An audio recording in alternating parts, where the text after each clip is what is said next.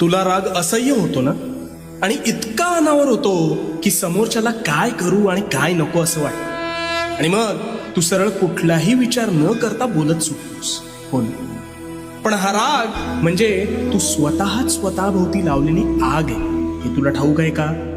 अरे याने समोरच्याचं नुकसान होत नाही, तर सर्वस्वी तुझं नुकसान होतं. त्यामुळे आता ह्या भडाग्नीवर नियंत्रण कसं प्राप्त करायचं ते सांगतो. शांतपणे. तू रागात असतोस त्यावेळी तू सर्वात अविचारी असतोस, म्हणून तू त्या आवेशात हवं नको ते बोलतोस, आणि बोललेला शब्द हा कधीच परत घेता येत नाही. त्यामुळे तू समोरच्याच्या मनाचा विचार न करता बेफाम शब्दांनी वार करतोस, आणि त्याला तर ते लागतंच, पण त्याचा त्रास हा तुला जास्त होतो. मग जेव्हा तू शांत होतोस तेव्हा तुला वाटतं आपण फार बोलून गेलो का? हो.